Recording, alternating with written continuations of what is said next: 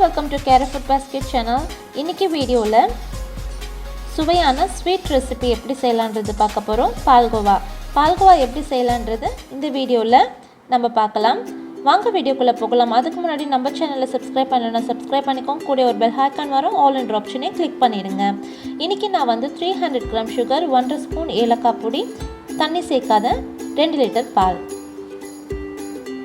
இன்னைக்கு nonstick pan எடுத்துருக்கேன். Nonstick pan இல்லைன்னா இரும்பு கடாய் இல்லைன்னா அடிகனமான பாத்திரம் எடுத்துக்கலாம். நம்ம எடுத்து வச்சிருக்கிற திக்கான 2 லிட்டர் பால் நான்ஸ்டிக் பேனில் மாற்றிக்கலாம். இப்போ வந்து ஸ்டவ் ஆன் பண்ணி நல்லா சூடு பண்ண போகிறோம். இந்த பால் நல்லா சுண்டி குறைஞ்சி வந்ததும் அதுக்கப்புறமா நம்ம வந்து சுகர் சேர்த்துக்கலாம். இந்த மாதிரி ஒரு லாங் ஸ்பூன் எடுத்துக்கலாம். இப்போது ஸ்டவ் ஆன் பண்ணியாச்சு. இதே மாதிரி நம்ம மிக்ஸ் பண்ணிக்கிட்டே இருப்போம்.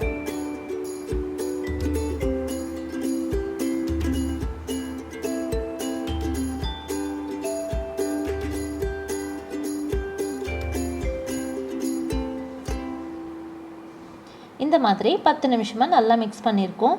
இப்போ பார்த்தீங்கன்னா ஓரங்களெல்லாம் ஏடு வந்து இந்த மாதிரி திரண்டு வரும். இது எல்லாத்தையும் வந்து ஒன்று சேர்த்து நல்லா மிக்ஸ் பண்ணிக்கலாம்.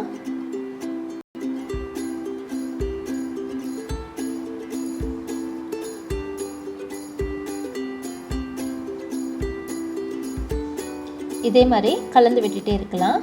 இந்த ரெசிபி செய்கிறதுக்கு குறைஞ்சது 45 மினிட்ஸ்லேருந்து 1 hour ஆகும். நம்ம ஹை ஃப்ளேமில் வச்சு இந்த மாதிரி மிக்ஸ் பண்ணிக்கிட்டே இருப்போம். குறைஞ்ச நேரத்தில் செஞ்சிடலாம்.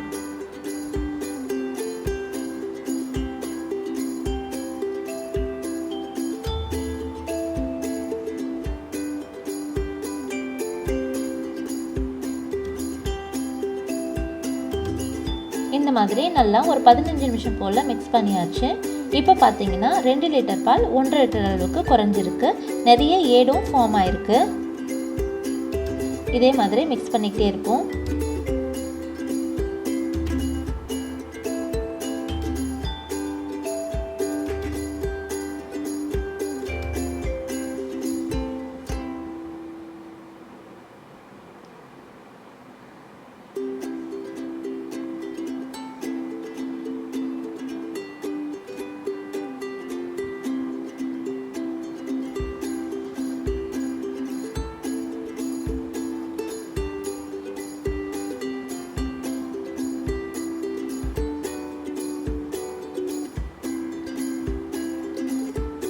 இப்போ பார்த்தீங்கன்னா பால் 1/2 லிட்டருக்கும் கம்மியாயிடுச்சு. நல்லா திக்கான இந்த டைமில் நம்ம சர்க்கரையை சேர்த்துப்போம். சேர்த்து நல்லா மிக்ஸ் பண்ணி விடுங்க.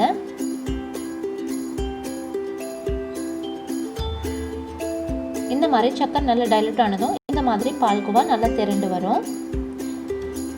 இதுக்கு முன்னாடி ஸ்டேஜ்லேயே வந்து நம்ம 2 ஸ்பூன் போல் கார்ன்ஃப்ளவர் சேர்த்து மிக்ஸ் பண்ணி 1 ஸ்பூன் இல்லைன்னா 1 ட்ராப் லைம் ஜூஸ் ஆட் பண்ணி நம்ம ஃபில்டர் பண்ணி ஒரு கிளாஸ் கண்டெய்னரில் சேவ் பண்ணோன்னா ஹோம்மேட் கண்டென்ஸ் மில்க் ரெடி ஆகிடும்.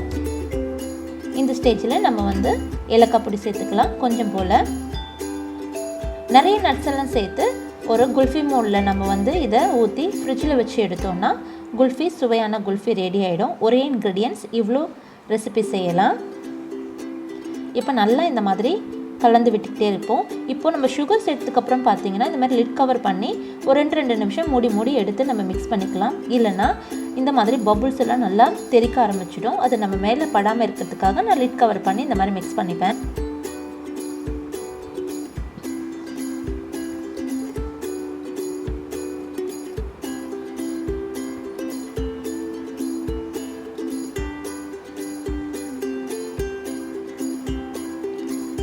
இதுக்கப்புறம் நம்ம மூடி போட தேவையில்லை.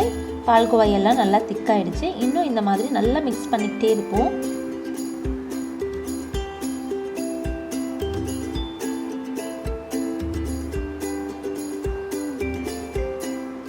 ரெண்டு ஸ்பூன் போல் நான் வந்து குக்கிங் பட்டர் சேர்த்துருக்கேன். உங்களுக்கு தேவைப்பட்ட கீ கூட சேர்த்துக்கலாம். கீ இல்லைனா பட்டர் சேர்த்துக்கலாம். ஏன்னா அப்போ தான் பேன்லேயும் கையிலையும் ஒட்டாமல் இருக்கும்.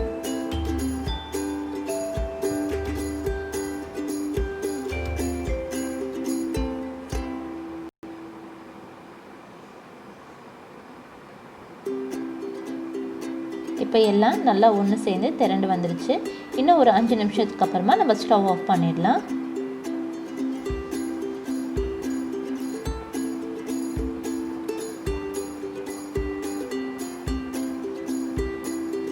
இப்போ ஸ்டவ் ஆஃப் பண்ணியாச்சு. இப்போ பார்த்தீங்கன்னா பேனில் ஒட்டாமல் நல்லா ஒன்று சேர்ந்து திரண்டு வந்திருக்கு. இப்போ பால்கோவா ரெடி ஆயிடுச்சு. இதை நல்லா ஒரு ஃப்ளாட்டான பிளேட் இல்லைன்னா பாத்திரத்தில் வச்சு நல்லா ஆற வச்சு எடுத்துப்போம். 2 லிட்டர் பாலுக்கு அரை கிலோக்கும் மேலே நம்மளுக்கு பால்கோவா கிடச்சிருக்கு.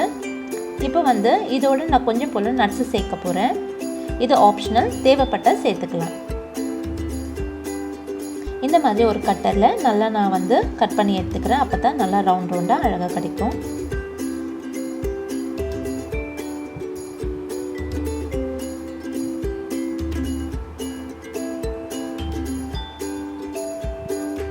இதோட 3 போல் ஆல்மண்ட்,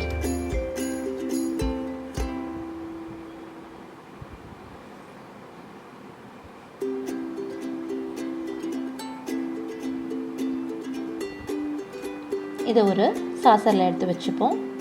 இதோட பிஸ்தா கூட சேர்த்துக்கலாம், இன்னும் நல்லாயிருக்கும்.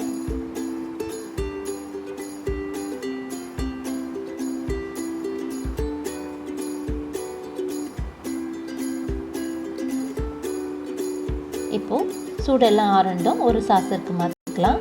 இது மேலே ஏலக்காய் பொடி, நம்ம எடுத்து வச்சிருக்கிற நட்ஸ் எல்லாம் இதில் சேர்த்துக்கலாம்.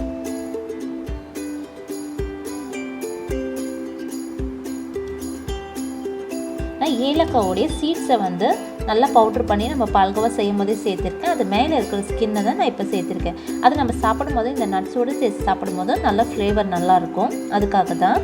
இப்போ பார்த்திங்கன்னா நம்ம எந்த எக்ஸ்ட்ரா இன்க்ரீடியன்ட்ஸ் சேர்க்காம கார்ன்ஃப்ளவர், மைதா மாவு எதுவுமே சேர்க்கல. கடைகளெல்லாம் மைதா மாவு மிக்ஸ் பண்ணி செய்வாங்க. அப்போ தான் பால்கோவா நல்லா வெள்ளையாக கிடைக்கும். இப்போ நம்ம அந்த மாதிரி எந்த இன்க்ரீடியன்ஸும் சேர்க்காம நல்லா பியோர் வெறும் சுகர் அண்ட் மில்க்கை வச்சு நல்லா சூப்பரான ஒரு பால்கோவா ரெடி பண்ணிட்டோம். இப்போ நம்ம டேஸ்ட் பண்ணி பார்க்கலாம்.